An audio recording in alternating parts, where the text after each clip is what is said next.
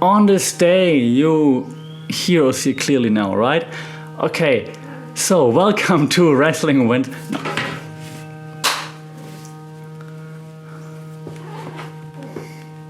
You think you know me, and I hope you do. Welcome to Wrestling Wednesday on the Funk It Pod. It's Wrestling Wednesday, it's Wednesday somewhere, so let's start talking about this past week in wrestling. And what a week it has been, right? It was great, I think, mostly. Well, at least lots to talk about. Not only my strange new setting, I'm still trying to figure things out, so bear with me if you're watching.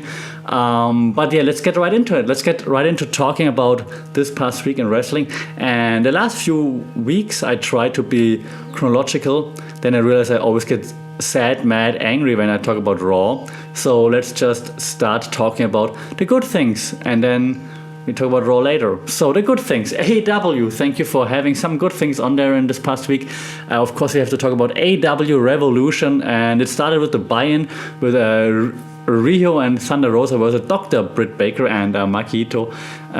Eventually, Dr. Britt Baker and Maki Ito won. It was a decent match, I think. Problem here, it was a bit too long, I think. It was nice, it was good to watch, but for a pay-per-view event that goes on long-ish, usually, that already took quite some time. So I think it could have been a bit shorter, but it was a decent match to start things off. And also, I think it's nice that AEW just, I know, uses the time to showcase a few more wrestlers that maybe the audience, the US audience, is not that familiar with, so I appreciate that. That was nice. Then we went right into the AEW Tag Team Championship match between the Young Bucks and Chris Jericho and MJF. I liked it a lot, to be honest. I'm not always the biggest fan these days of Jericho, even though he's awesome and the GOAT, but his in-ring, sorry, not a native speaker, in-ring performance is not always stunning. I still think he should go with a DDP and start this yoga thing again. But this match was fun. I think they all worked together very well. And it wasn't as flippy as the normal Young Bucks match because MJF, Chris Jericho attacked their dad before, right? So they were mad, of course. It was more like a brawling kind of thing. Very intense.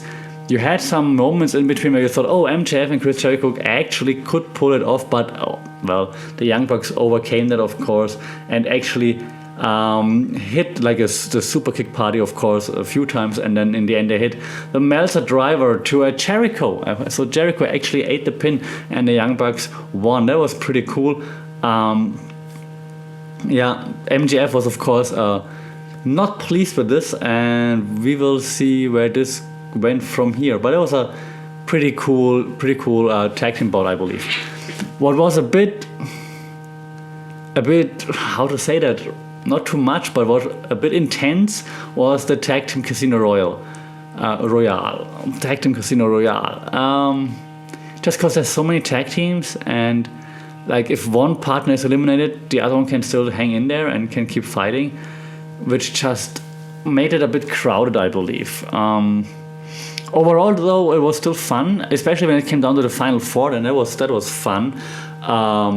Jungle Boy being one of the Final Four, and that was interesting. I found it also interesting how he was in there in the Final Three with Pac and Phoenix. Actually, that was kind of cool, and that Jungle Boy even eliminated Pac. So respect. But then the final moments between Jungle Boy and Phoenix were just awesome. That was just really cool. I'm looking forward to, like everybody else by now, looking forward to a singles match between those two guys, because that was really cool. And Phoenix, is he the best wrestler right now in the world? You could make an argument for that, I believe. So Phoenix almost put out all the stops. That was fun. That was really good. More of that, please. So Phoenix won for the Death Triangle duo, and so they will be facing then the Young Bucks for the World Championships. That was fun. That was really cool. Especially the last part, as I mentioned. So I really appreciate that. What was also cool, but in a different level, was the Women's Championship match between Hikaru Shida and Ryo Mizunami.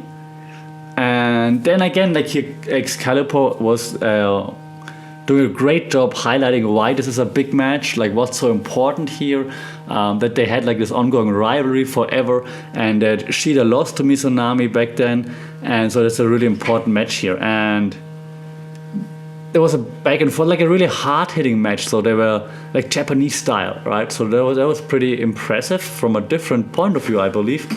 In the end, Hikaru Shida took the victory. Congratulations. So that was, yeah, all good. It was fun to watch. The pace was fine. It was different.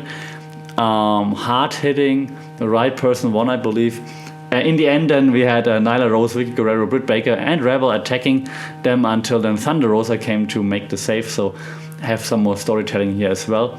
But it was really, really, really, really fun because it's a little bit different. So I appreciate that. What was also different from a different angle, Orange Cassidy, Chuck Taylor versus Miro and Kip Sabian. And that's where we will continue right here.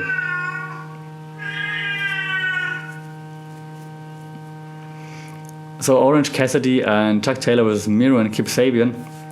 And Miro and Kip Sabian, they attacked them right away, of course, even before the tag team match was announced, actually.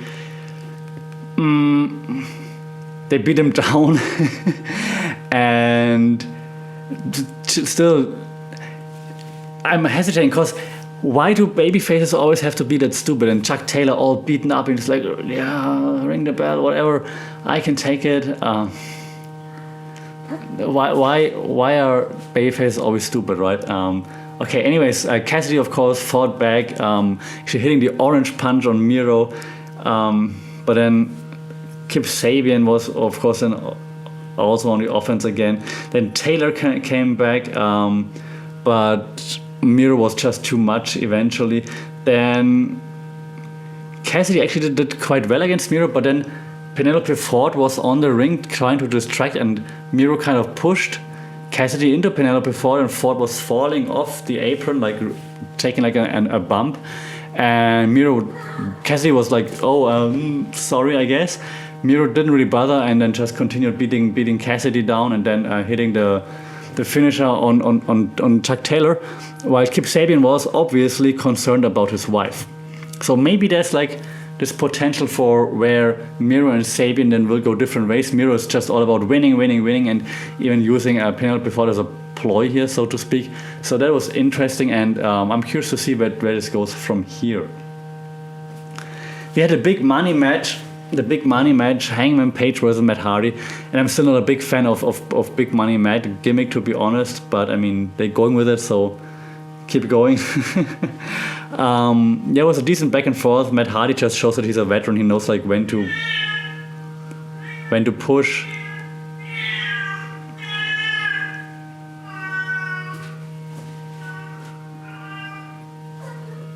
So then we had the big money match between Matt Hardy and Hangman Adam Page. Still not a big fan of the whole, for fuck's sake.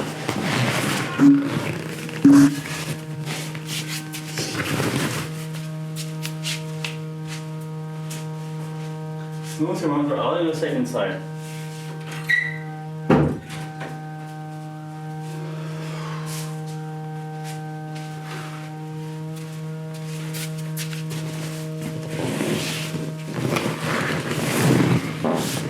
So then we had the big money match between Big Money Matt Hardy and Adam Page. Still not a big fan of that gimmick, but I mean Matt Hardy is a veteran. He knows like when to push and just how to do things to make his opponent look good. And of course Adam Page is just a great wrestler. So it was fun for what it was, I believe. Of course Adam Page took the victory here. It was nice to see that then the Dark Order actually made the save for Adam Page from Private Party, which just showed that they're actually friends. So which is nice. I liked the match. It was fun. It was quickish. Yeah, all good. So those are the matches that Hardy is actually still good at. So I appreciate that. We then go to the Face of the Revolution ladder match for future TNT Championship opportunity. Those names get longer and longer. And we had the the debut of All Ego Ethan Page. Then we had, let me check that it's correct, Cody Rhodes, Max Caster, Scorpio Sky, Penta El Cerro Miedo, and Lance Archer. And that was fun. I like sometimes it's too much chaos, but sometimes chaos works. In this case, chaos worked, especially because you can set up a few new feuds. It's really hard for a non-native speaker to speak this fast, like words that sound similar. Few new feuds. There you go. Tongue twister right there. So a few new feuds for AEW, which is nice. In the end, and not surprised, Scorpio Sky took the brass ring, which is a nice touch still. I didn't see that coming, that Scorpio Sky would take it. You always think, oh, Cody might just take it because it's Cody.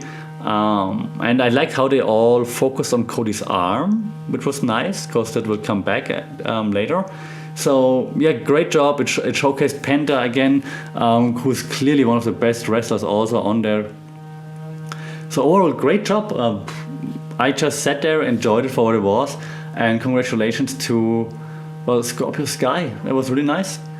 We then had the street fight, the cinematic street fight between Sting and Darby Allin versus Brian Cage and Ricky Starks. And that was fun. That was surprisingly fun. I thought I don't want to see Sting wrestle ever again, but with the cinematic matches, maybe it works. That was pretty cool. Like in that abandoned warehouse kind of thing, was it right? And how they arrived with like a pickup truck and skateboard versus like the sports car. That was just cool. And also the beatdowns that they have on each other and just back and forth and so on. That was pretty cool. In the end, it was of course Sting and Darby Allin, but it was nicely done. It was like I said, back and forth, and eventually then Darby had to toss the bat to Sting, and then Sting used the bat, and then again a little bit of back and forth. But eventually then the Scorpion Death Drop, and nice. Also Darby Allin with like this huge coffin drop. I'm still not a big fan of the coffin drop because it's basically just falling down. But it was a huge spot, so nice, well done. Overall, fun match again. Congratulations to pulling this off. And nothing to complain about. A match with Sting in 2021 that if I would give grades, I would give it an A, B plus, A. Who would have seen that coming? Also, before the match, by the way, AEW announced that Christian Cage is all elite. So yeah, nice. Captain Charisma in the house. Then we had, and the names are getting longer, we had the Exploding Barbed Wire Death Match for the AEW Championship. This still sounds super stupid. And I told you in my last podcast video, I said, this is a stupid idea. Even my categories, stupid idea, right, Snooze? Exactly. So it was a stupid idea. I mean, it was a big back and forth and like hitting each other, and as soon as you hit the ropes, they're exploding. Bullshit. I mean, but they went all out. They pulled out all the stops, bleeding everywhere, and like hardcore drops and so on. But they had a hardcore match, like, was it in 2019? I think, huh? Right. So they had this hardcore match, right? And it was better, I think. Right? This time was like smoke and mirrors. It was good for what it was. Didn't enjoy that much. And of course the ending, right? The ending with like the explosion. Everyone heard about it. I mean, it was cute that Eddie Kingston came running out and tried to protect Moxley, but then like the explosion. That wasn't great. That was not great. That was not great AEW. See, that shows that I'm not getting paid by Tony Khan because that wasn't that great. Overall, however, I have to say that I did like the event. I did like Revolution. It was lots of fun to watch.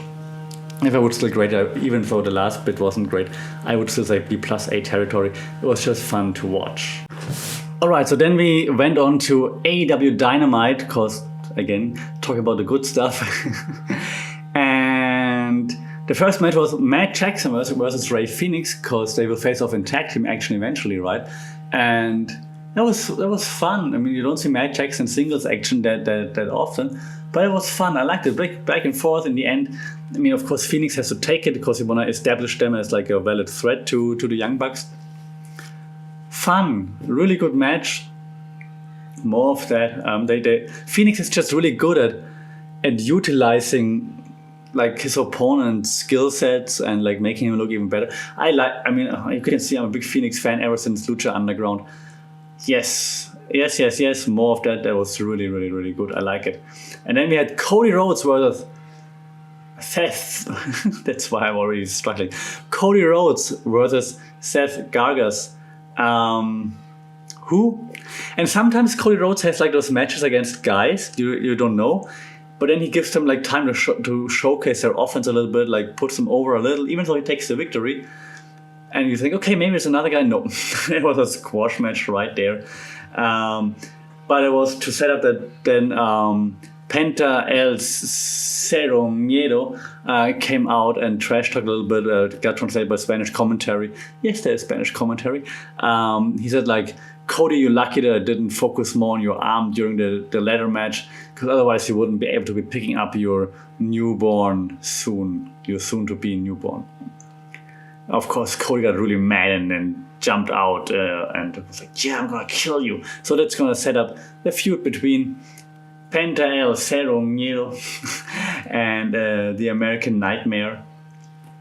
Probably, and I know I'm not the only one guessing this, but probably because you know that Penta El Cero Miedo is always focusing on arms, is breaking arms and so on. So he might just break Cody's arm so that then Cody can be written off, can take some time off to welcome his new baby girl. Maybe that's the plan. That seems reasonable. I wouldn't be mad at it because it's Penta. Okay, then we had a really weird interview between Tony and Sting. Like that was just random. And then, yeah, he didn't say much. And then we had Lance Archer coming out and saying like, I should be given it time. And Sting is like, okay. And Tony says like, hey, it's Sting's time now. And then Lance Archer just leaves. And then Sting just like, that's it, and leaves too? Huh? Nah. And then we had All Ego Ethan Page in his first match against Lee Johnson. Was a nice match. The Lee Johnson dropkick in between. That was really nice. Did you see that? Oh, that was cool. Like really high dropkick to the face. Really great posture. And then just after the dropkick, then basically like I don't know, just reversing in air and that was just really cool. So check the dropkick, but of course Ethan Page had to take this. He wanted convincingly in the end. Nice match, very very fast paced. I liked it. Was good for what it was. All good. Then we had Christian Cage sending a message to Kenny Omega.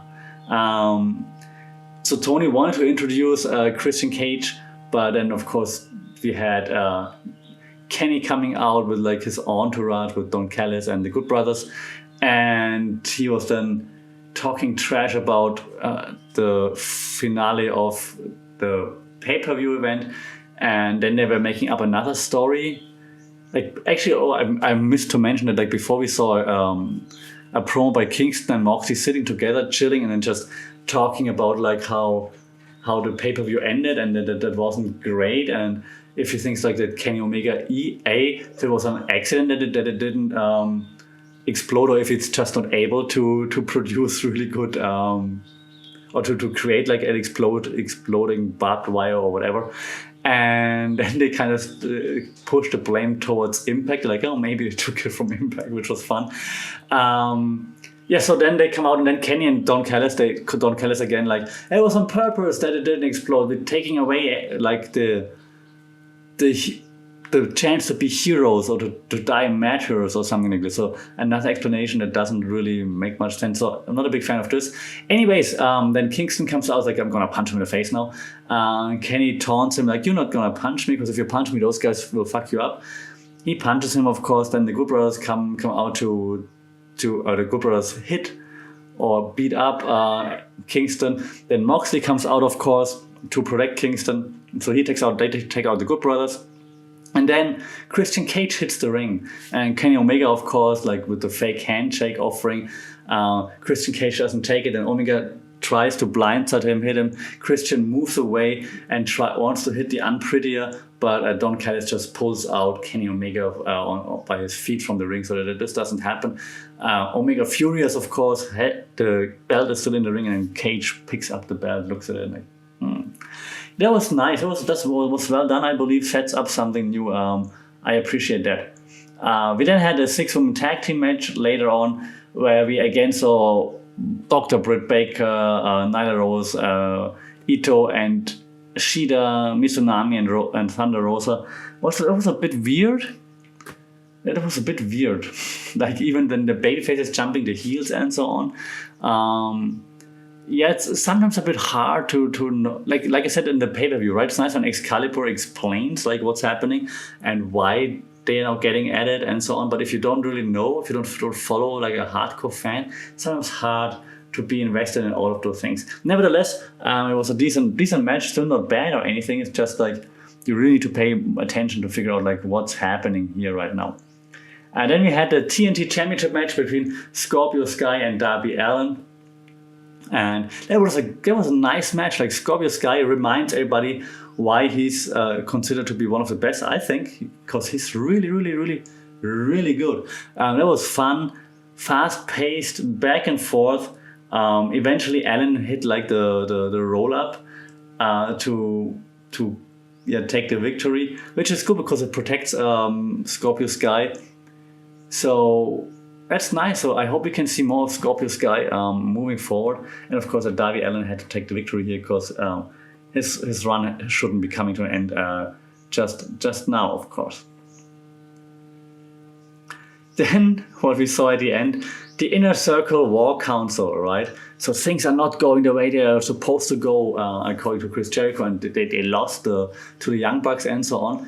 So like sometimes like great leaders, they know when they have to change things. So maybe you have to change things. Maybe you should introduce someone new to the Inner Circle. And MJF interrupts Chris Jericho, says, whoa. Wait, maybe we don't need to add more. Maybe we should get rid of someone. And then you know, like, oh, it's about to go down. And then Sammy Guevara comes out and says, oh, Chris. And they go back and forth. I need to show you something. Then they show on the screen how Sammy had like a hidden camera in the locker room of the Inner Circle. And then it shows how MJF talks with everyone. It's like, okay, today's the day. We're going to take Chris Jericho out. And everyone was like, yeah. And so now Chris is like aware of what's happening. And MJF is like, I don't want you to find out like this. But, well, now, guys, get him. And then everyone squares up to take out Chris Jericho and moving forward towards Chris Jericho. I mean, you think it's going to go down. They all turn around facing MJF like, double swerve. And they're like, you stupid. Of course we talk to each other. We know what you're doing. What the hell? What do you think? And then they're about to beat. And Chris Jericho says, I'm the one who brought you in. I'm going to take you out of the Inner Circle. And just when the beatdown is about to happen, MJF on the mic like, no, really. I didn't mean to take over the Inner Circle because I was busy building my own. And the lights go out, lights go on again, and then we see FTR, Tully Blanchard, Sean Spears, and Wardlow ready to roll. So, triple swerve, if you want to call it like this. Who saw that coming? Put your hands up. That was cool, that was fun. They beat down the Inner Circle, Jericho the most, of course, and in the end they drop him somewhere from the stage, all bloodied up. That was cool, and I did not see that coming in that way. So, well done, I like it. Grade A if I would give grades. That was cool, more of this. That should be fun. So that was a nice ending, a great ending actually to AEW Dynamite. And so, while I'm now all happy having talked about AEW Dynamite, let's also talk about WWE. SmackDown wasn't all that bad. Let's be fair. SmackDown was fine. We had in the opening segment Debray again, a bit redundant now, but okay. We had then the first match with Montez Ford versus King Corbin and Angel Dawkins versus Sami Zayn. And the Sami Zayn thing right now, I mean, it's kind of fun. Let's just see where it goes. Let's keep it at that. Let's stick with this. Let's see where it goes. So they are all good in the ring. Even Corbin is decent, but they're all good in the ring. But in the end, Zayn got distracted by he has like a crew, right? The camera crew and so on. And he got distracted, or they interfered in a way that they distracted him. It's hard to buy into all of this just yet. But I can see how it could work, because I mean, conspiracy theories and so on are a thing. So if Zayn now goes all in on that, I wouldn't be mad about it, I think. The Alex Jones of WWE, so to speak. So let's see where this goes. So he attacked his own crew after he lost the match.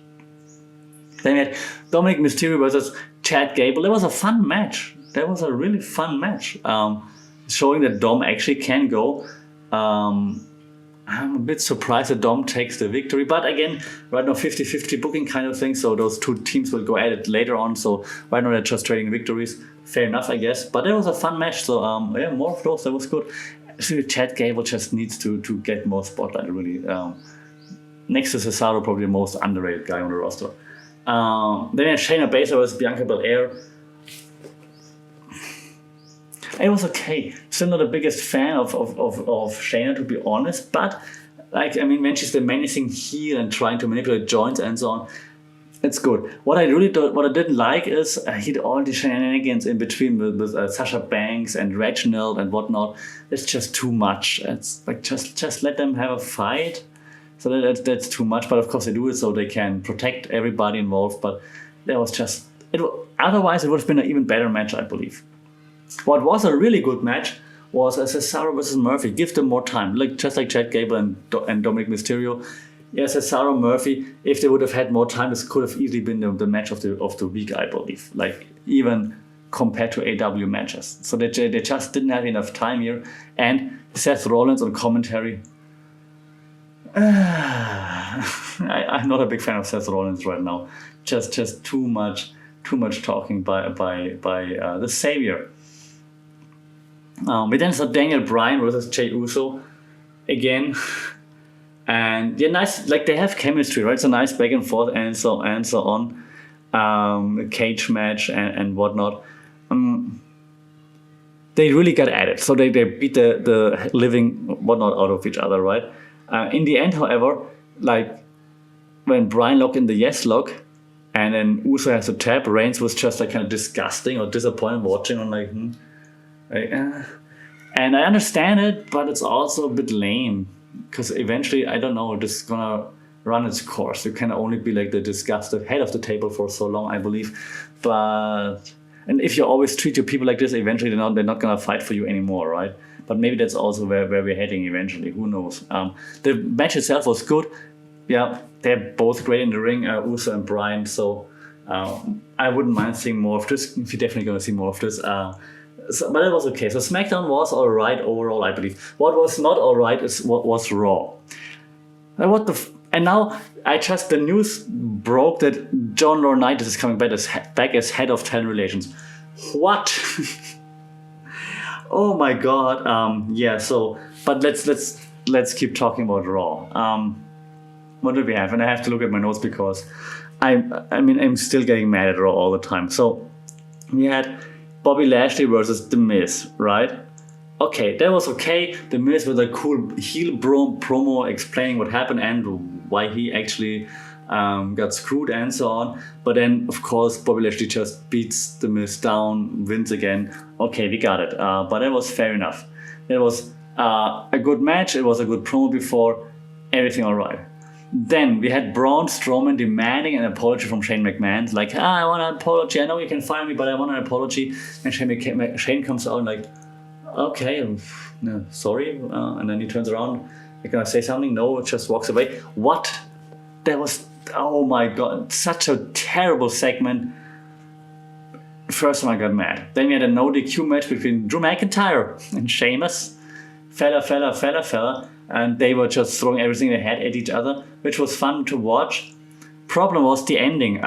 They're both steel stairs above their heads, on their heads, for some reason, and then they're running into each other, and then it leads to a referee stoppage. What? Also, steel steps are not heavy. We know that by now. But what? Put it on your head and then you just run into it. It was a bit stupid. I saw lots of praise for that. I think the finish was stupid. The rest was really good, but the finish was stupid. We had Xavier Woods versus Shelton Benjamin, and the Hurt Business is gonna take on a New Day soon. That's gonna be fun. So that's just a build up there. Fun little match back and forth. Benjamin got caught talking trash eventually, and then a roll up for Woods. The gear was fire that they were wearing, of course, because it's still a New Day. Yes, it is. So that was fun. And the Mortal Kombat inspired ring gear was cool. Match was alright. I'm guessing the tag team match will be fire. That should be fun. We then saw Riddle versus Slapjack, because Riddle's going to face up with Ali eventually. So now he's just taking on Slapjack. That was better than I expected it to be. Not that great, but better than expected. Nice back and forth, of course, with Ali yelling all kinds of stuff from the outside. Eventually, it was a Riddle with like his knees in the Bro Derek, which I like the name, the Bro Derek for the win. So WWE is all in on the Bro. Then that was okay. Then what was not okay? Strowman and McMahon, part 2. Shane McMahon and Braun Strowman, because it was so much fun in the beginning. We need more. So then we see another segment, and then Strowman is saying like, whatever, you think I'm stupid, and Shane McMahon is like, I would never call you stupid to your face. And then Strowman chases McMahon, and then McMahon jumps into a car and then in an SUV, and it drives away, and Strowman is like, ah. And then Shane McMahon appears again and is like, he's so stupid. You really want me to turn off, right? You want us to stop watching. This was so bad. This made me so mad. Oh my god. Definitely an F. Like, I'm not grading, but it's an F. What the? Oh my god. And then we had the woman. Oh god. See, I'm still mad here. Women's tag team title match: Nia Jax and Shayna Baszler versus Naomi and Lana. It's just getting boring now, and of course Nia Jax takes out Lana in the end. Yeah, boring. Sorry. I'm still mad about the segment before. Then we had AJ Styles versus Randy Orton. That was decent. They have good chemistry together, which is nice. So they always have decent matches. Match was alright until it comes close to the end. Then, of course, lights off Alexa Bliss. Everything gets pinkish. Then you see her, she lights a match. Then the fire around the ring, and then Randy Orton cuffs up something black, which then leads to AJ Styles hitting the phenomenal form for the victory. Yeah, okay, we got it by now. You can come to a conclusion with this because it's getting old. The match was fine, but those shenanigans again, they're getting a bit old. But man, I really have to stop this video now because I'm still mad at those McMahon and Strowman segments. And I have to admit, like the last time Shane came back, back then, I was all for it. I'm like, yeah, I sing along with the music and money, money, money. But now I'm just mad because those segments with Strowman too, they're just terrible. So this week, AEW Revolution was cool. Dynamite was cool. SmackDown was okay. Raw was just... Let me know what you think about this past week in wrestling. Again, NXT, right? Maybe we have to replace Raw with NXT Raw. This is your warning. If this continues, we're going to kick out Raw and we're going to add NXT. Until then, take care. Let me know your thoughts, and I'll see you soon.